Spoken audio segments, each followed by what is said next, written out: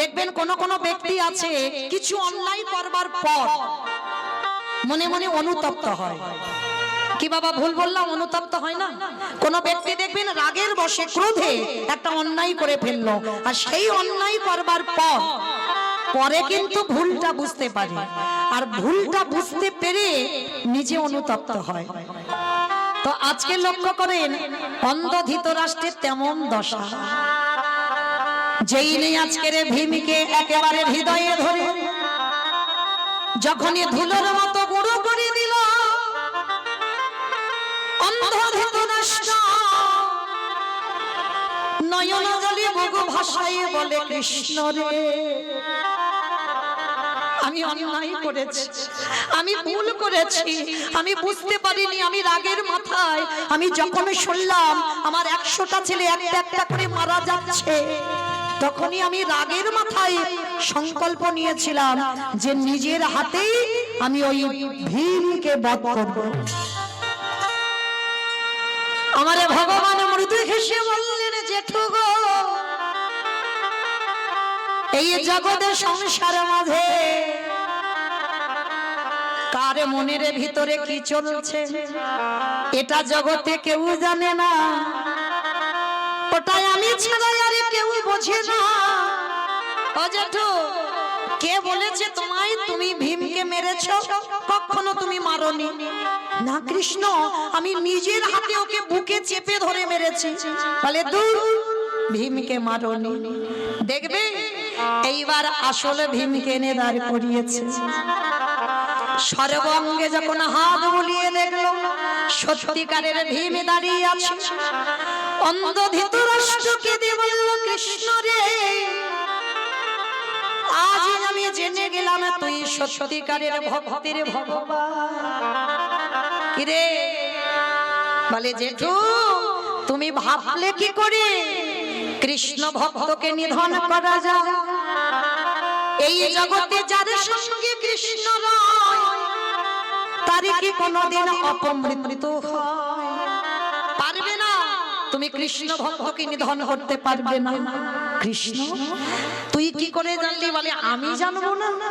তুমি মনে মনে যখনই সংকল্প করলে আমি আগে থেকে জানতে পেরে গেছি তুমি আজকের ভীমকে বধ করবে। জেঠু, ওই জন্য আগে থেকে আমি একটা লোহার ভীম বানিয়ে রেখেছিলাম, আর আমি জানতাম তুমি ক্রোধ সামলাতে পারবে না, ওই রাগে তুমি ভীমকে হত্যা করবে। ওই জন্য তোমার সামনে আমি লোহার ভীম দাঁড় করিয়েছি। এইবারে ধৃতরাষ্ট্র কাঁদে আরে বলে, কৃষ্ণ রে তোর কাছে আমার নিবেদন রইল। কি নিবেদন? কৃষ্ণ একটা জিনিস তোর কাছে চাইবো, তুই দিবি।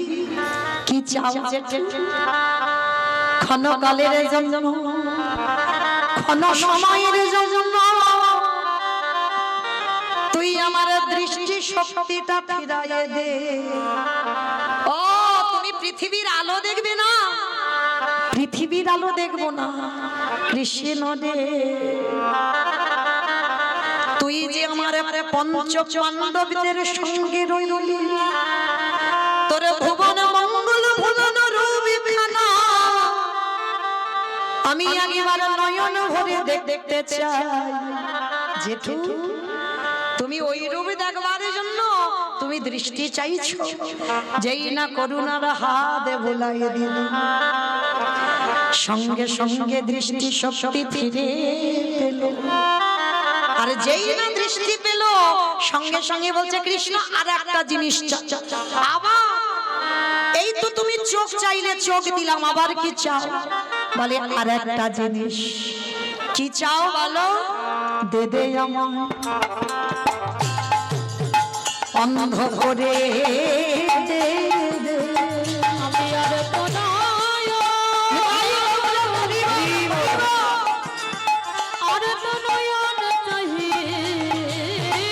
না রে, দে দে অন্ধ করে দে রে।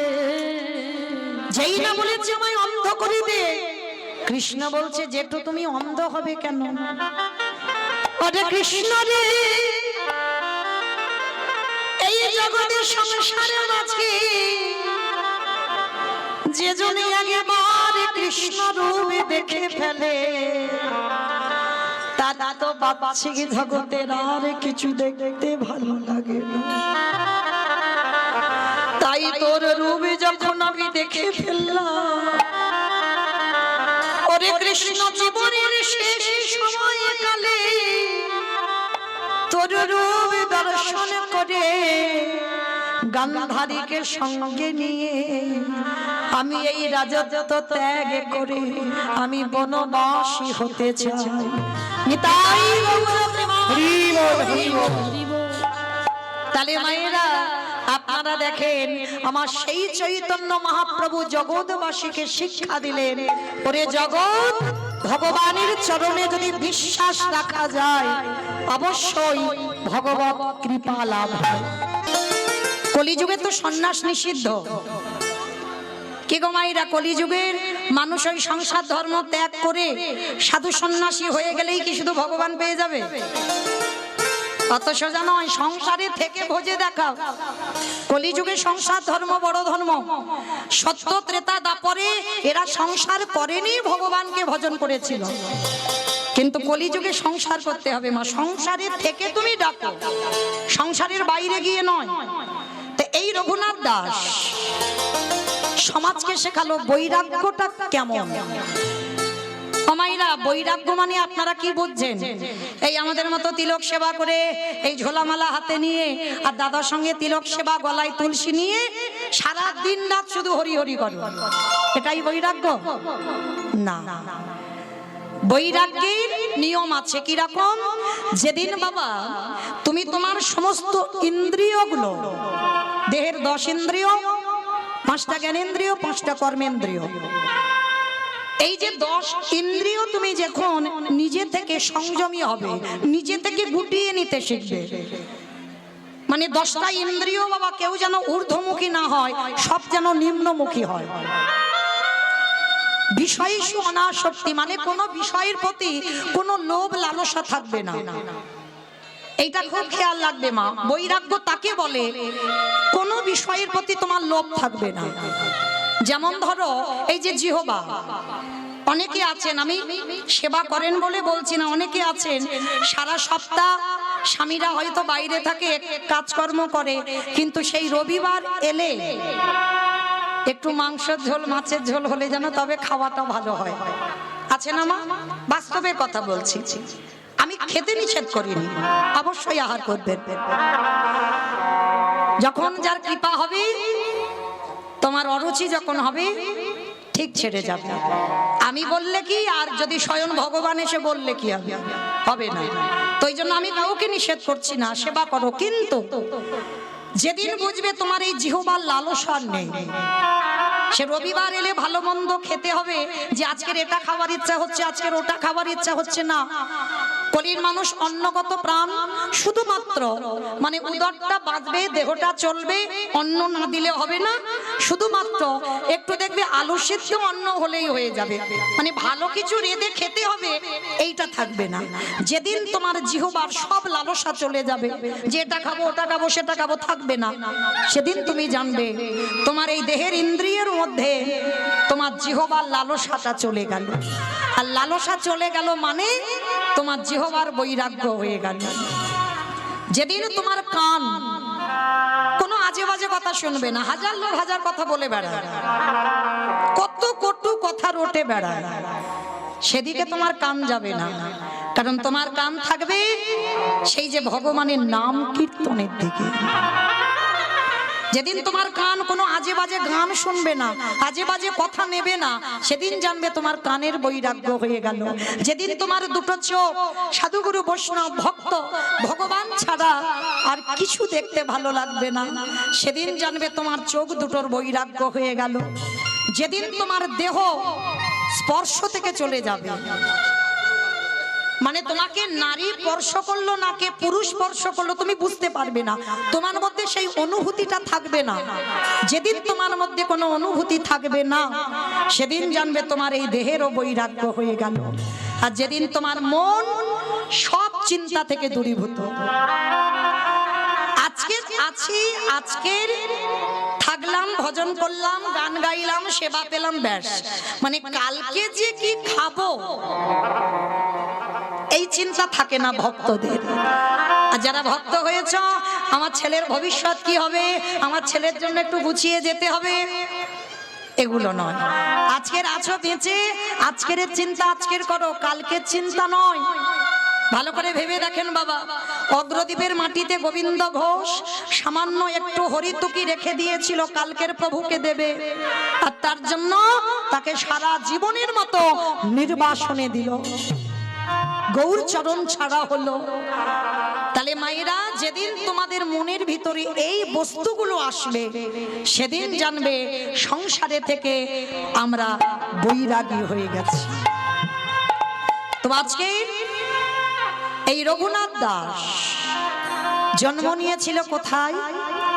হুগলি জেলায় আদি সপ্তগ্রাম।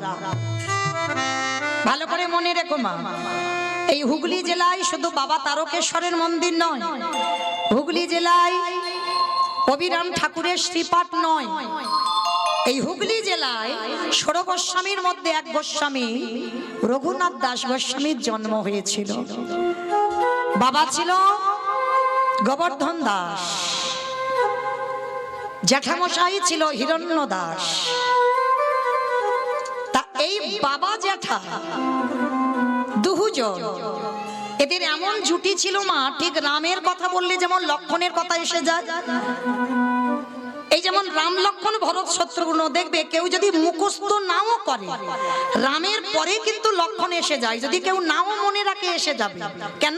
ওদের ভাইয়ে ভাবি জুটিটা এইরকম ছিল। তো যাই হোক, এই হিরণ্য দাস আর গোবর্ধন দাস এরা ছিল দুই ভাই। আর এদের দুই ভাইয়ের, হিরণ্য দাস সংসার করেনি, গোবর্ধন দাসের সংসারে এই রঘুনাথ দাস জন্ম নিয়েছিল। কিন্তু জানো মা, রঘুনাথ অনেক সাধনার সন্তান, বহু বছর গোবর্ধন দাসের সন্তান ছিল না। অনেকে আছে না মা, একটা সন্তানের জন্য 7 ঠাকুরের কাছে মানত করে, করে কি না?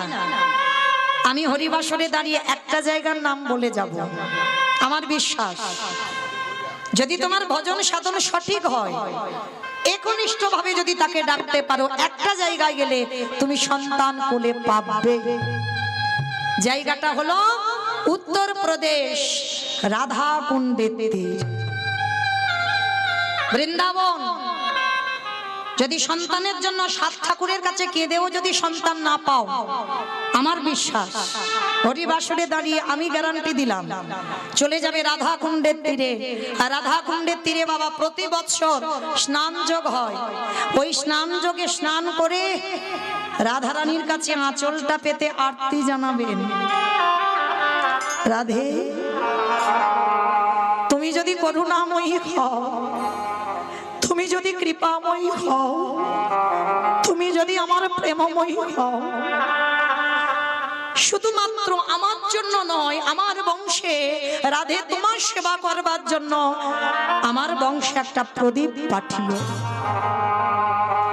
এইভাবে যদি কেউ ভিখারির মতো আঁচল পেতে আমার রাধারানীর কাছে চাইতে পারে, আসবেই আসবে বাবা তার কোল আলো কোলে আমার প্রাণ গোবিন্দ কাউকে পাঠাবে, বিশ্বাস। তো এই রঘুনাথ দাস, এনারই জন্ম হয়েছিল আমার রাধারানীর কাছে রাধাকুণ্ডের তীরে গিয়ে মানত করে। কিন্তু মায়েরা, রাধারানীর পাঠানো সন্তান, সে সন্তান কেমন হবে মা? এই জড় জগতের মতো সন্তান হবে কি গো মা? আমরা তো চাইতে জানি না গো। বললে হবে এখনকার সমাজে একটা নেতাজি হয় না কেন, একটা বিবেকানন্দ হয় না কেন, একটা রবীন্দ্রনাথ হয় না কেন? কারণ আমরা তো চাইতে জানি না। আমি আমার মায়েদের কথা বলছি, আমিও একটা নারী। আমরা কোনোদিন স্বামীর কাছে চেয়েছি, স্বামী আমার একটা কৃষ্ণ বলা সন্তান দাও? বারের জ্ঞান নেই, সময়ের জ্ঞান নেই, তিথির জ্ঞান নেই, কোনো কিছুর জ্ঞান নেই। জানি না বাবা কি করে সাধনা করে স্বামীর কাছে পুত্র সন্তান চাইব। তাহলে তুমি চাইতে তো আগে শিখবে, তারপরে তো তুমি একটা কৃষ্ণ ভক্ত সন্তানের মা হবে। আর তুমি যদি সারা জীবন চাইতে না শিখলে তাহলে তুমি কি করে একটা ভক্তের মা হবে? এইগুলো শেখাতে হয়, এগুলো জানতে হয়। যদি বলেন বাবা এটা আমার কথা নয়, আমি বলছি না, আমার একটা কথা বিশ্বাস করতে হবে না, কিন্তু গ্রন্থ জানো, কশ্যপ মুনি নামে এক মুনি ছিল, ভালো করে শুনবেন। এই কশ্যপ মুনি 17টা স্ত্রী ছিল, একটা নয় দুটো নয়, 17টা স্ত্রী।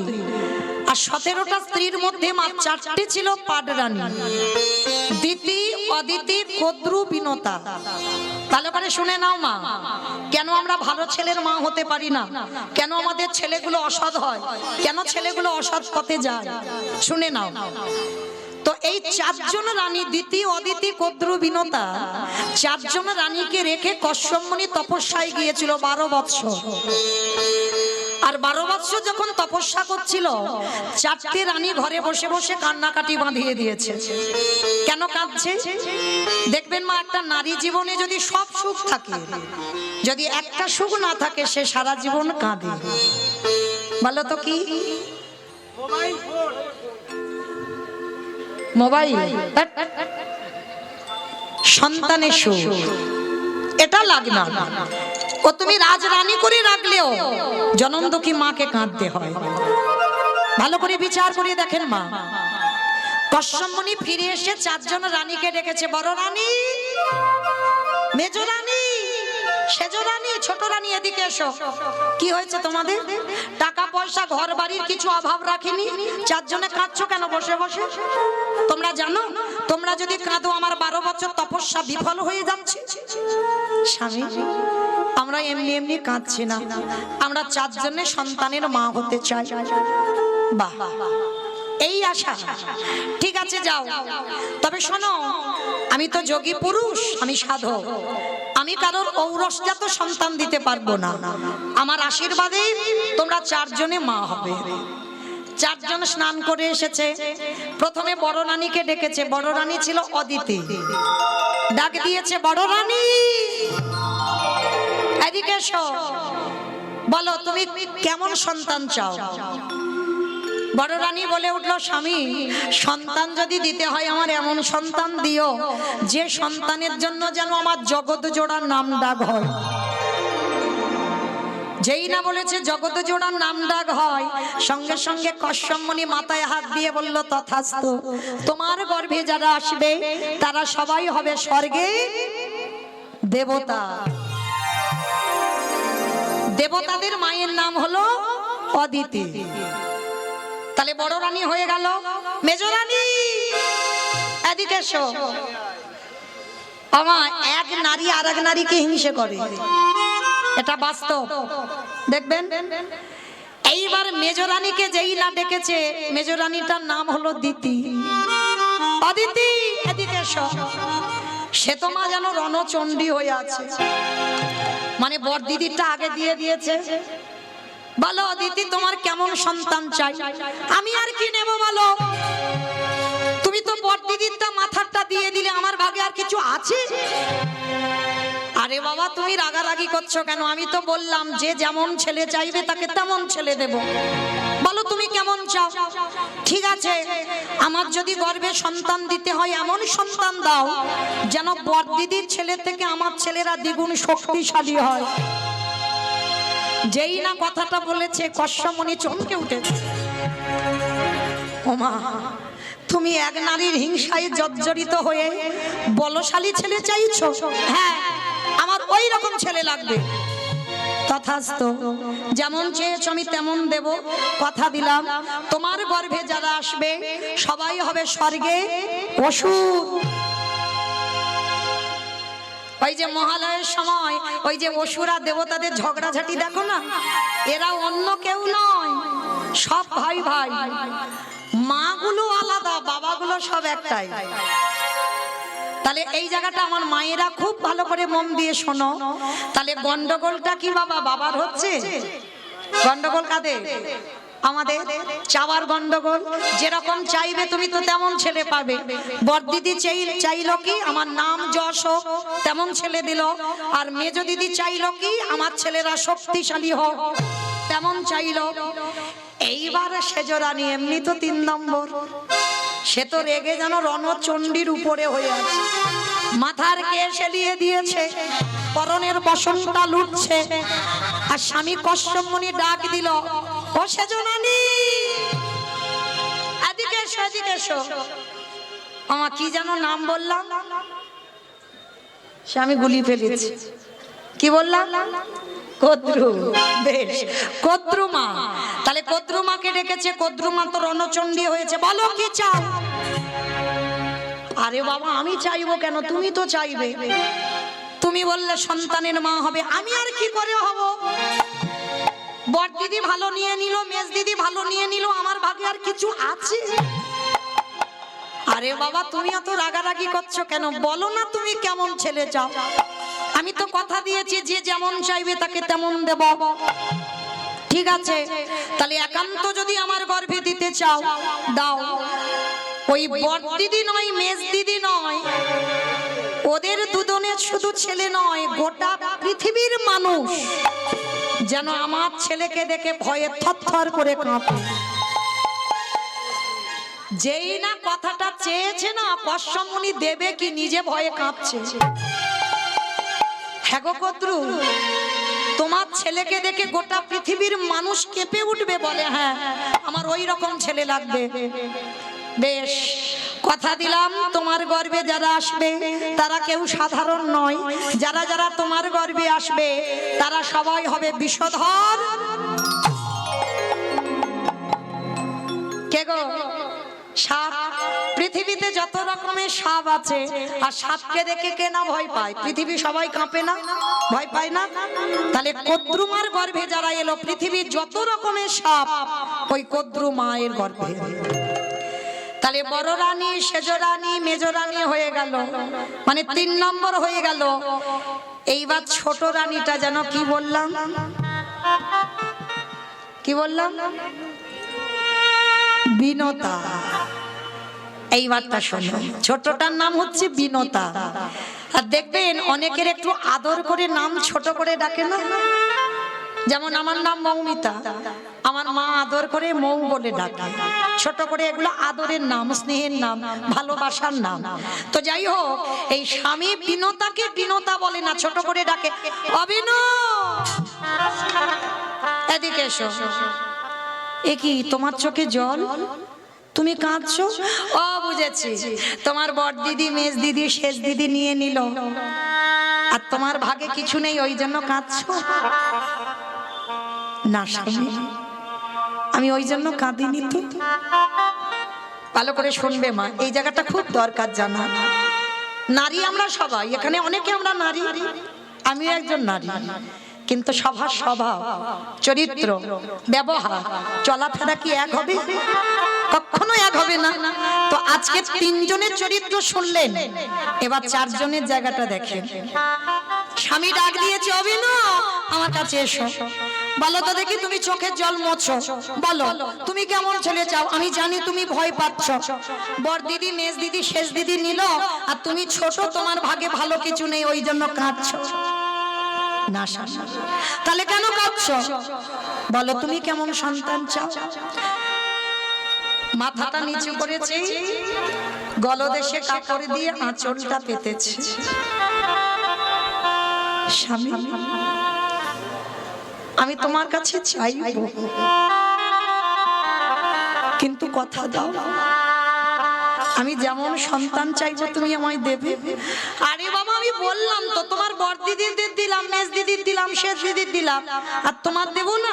বলো কেমন ছেলে। না ওরকম করে নয়, তুমি একবার আমার মাথা ছুঁয়ে বলো যে আমি যেমন ছেলে চাইবো তেমন দেবে। আরে বাবা মাথা ছোঁয়ার কি আছে, আমি তো বললাম দেবো।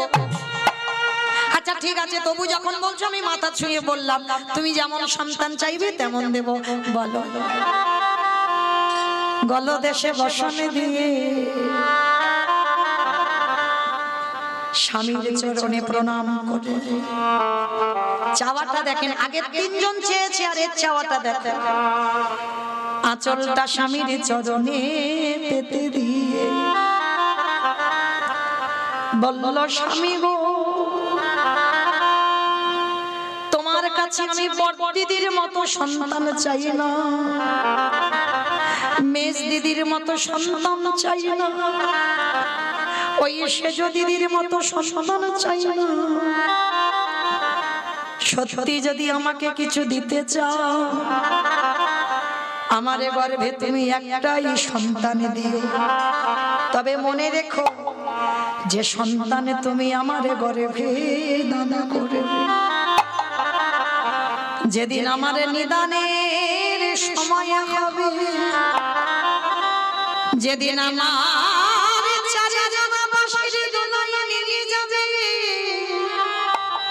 তুমি এমন সন্তান আমার গর্ভে দান করো, সে যেন কৃষ্ণ কৃষ্ণ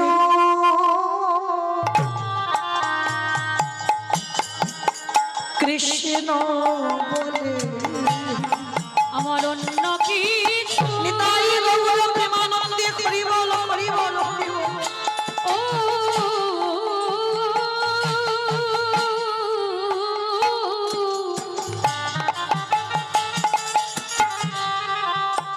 অন্য কিছু চাহি না গো, সে যেন কৃষ্ণ কৃষ্ণ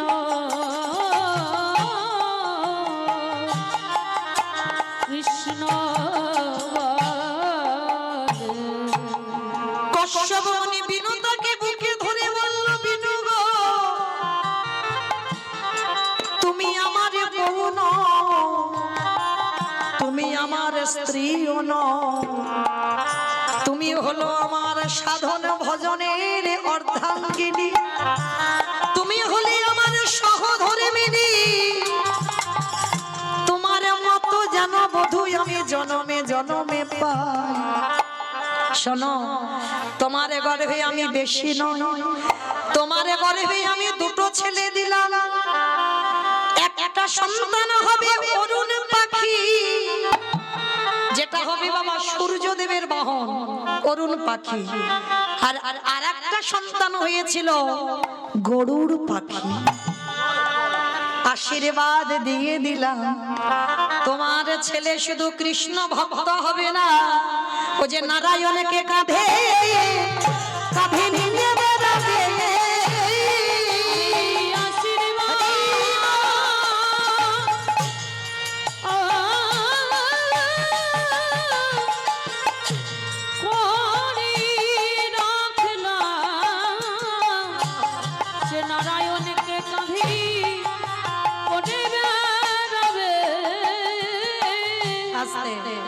তাহলে যারা যারা মা শুনলেন মন প্রাণ দিয়ে, সত্যি করে বলো তো, 10 মাসটা ছেলের কি দরকার আছে?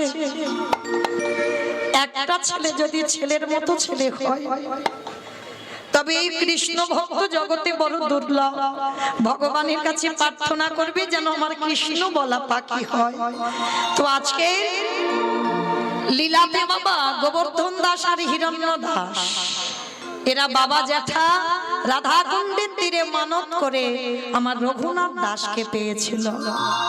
কিন্তু জানো মা, রঘুনাথ ছোটবেলা থেকে বৈরাগ্য ভাব, সর্বদা কৃষ্ণ নামে ভেসে থাকে।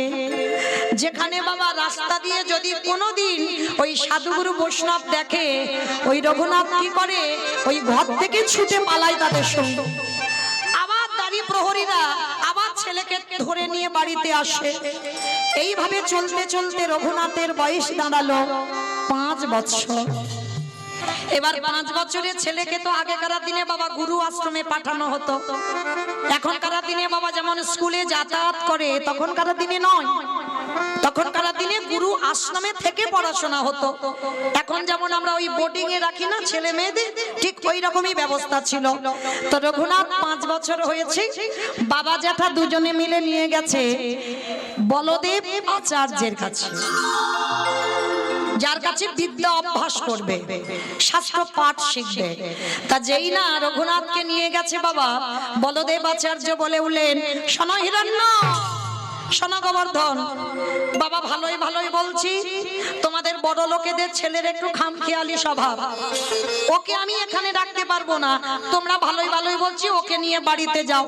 কখন বলতে কি করে ফেলবে বাবা, আমি ওকে সামলাতে পারবো না। গোবর্ধন আর হিরণ্য বলছে, গুরুদেব আপনি জানেন না আমার রঘুনাথের চরিত্র, আপনি জানেন না। এক সপ্তাহ রাখি,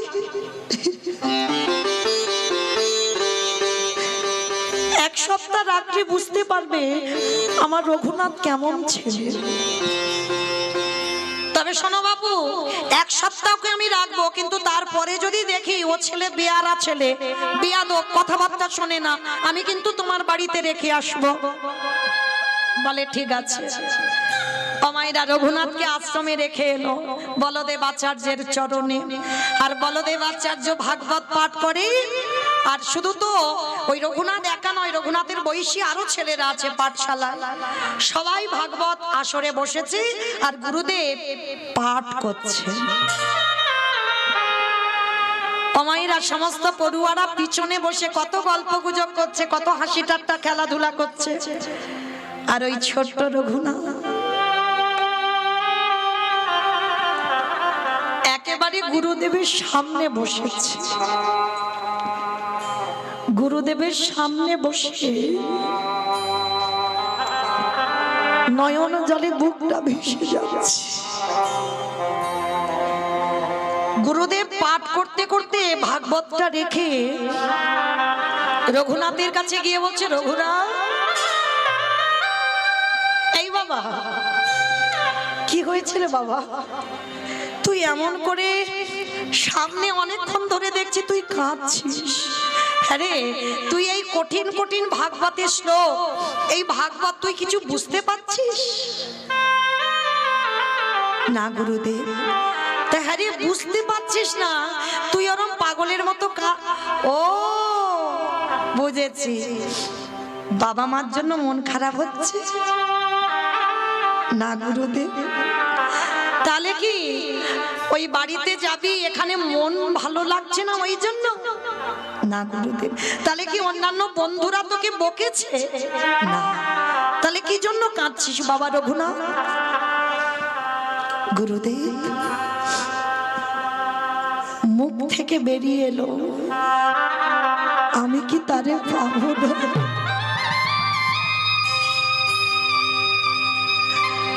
বলো না গুরুদেব, আমি কি তারে পাবো না?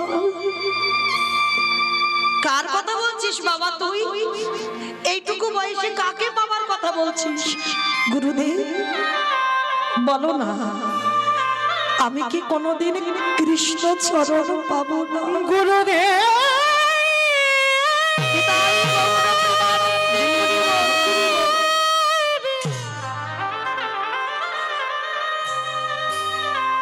আমি কোথায়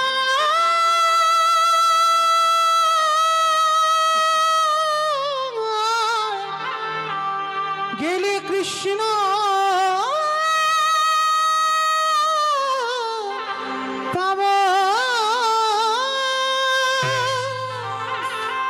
গুরুদেব রঘুনাথকে বুকে জড়িয়ে ধরে বলল, রঘুনাথ, রঘুনাথ, এইটুকু বয়সে তুই কৃষ্ণ পাওয়ার জন্য কাঁদছিস? ধন্য আমি গুরুদেব, আমি তোর মাথায় হাত দিয়ে আশীর্বাদ দিলাম বাবা, তোর কৃষ্ণ কৃপা হোক। আমি বললাম তুই কৃষ্ণ চরণ পাবি। পড়াশোনা শেষ করে বাড়িতে ফিরল রঘুনাথ। কিন্তু বাড়িতে ফিরলে কি হবে মা? পোশাক কি জানো? জমিদারের ছেলে। আহার কি করে জানো না? যারা ভক্তির পদ অবলম্বন করে বাবা, তাদের নিদ্রা অল্প, আহারও অল্প। 24 ঘন্টায় একবার রঘুনাথ আহার করে, খিদে থাকে না তার, সর্বদা একটাই খিদে, মা আমি কি কৃষ্ণ চরণ পাবো না? কৃষ্ণ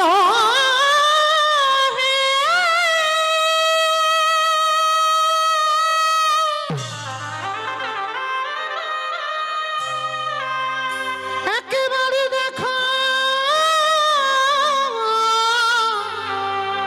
দেখা রে, আমি কি তারে পাবো না? দেখা রে কৃষ্ণ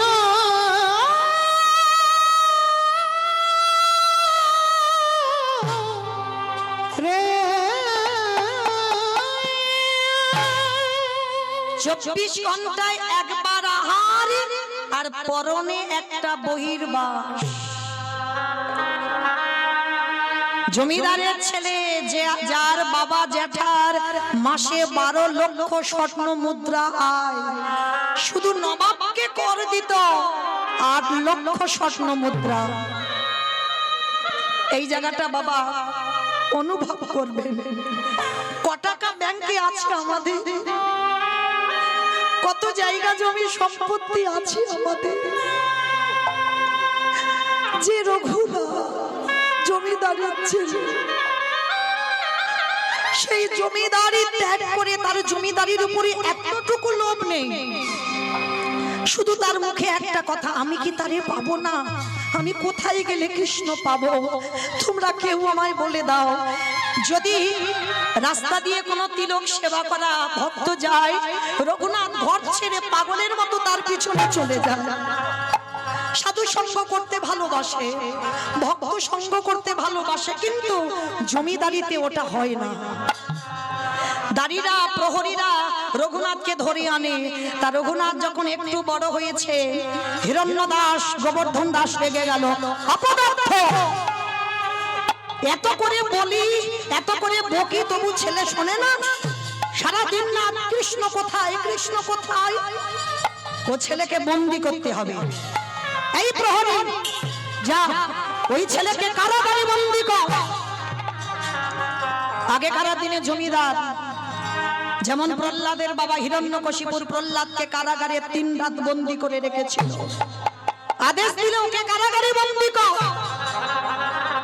বাইরে থেকে শিকল তুলে দিবি, আর ওর হাতে পায়ে দড়ি বেঁধে দে, যেন কোথাও আর যেতে না পারে।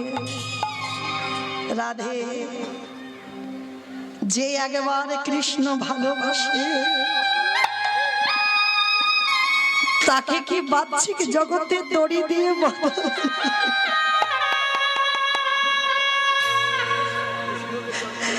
কৃষ্ণ চরণে যে একবার আত্মসমর্পণ করে দেয়, তার বাহ্যিক জগতের কোন দড়িতে আর কেউ বাঁধতে পারে না।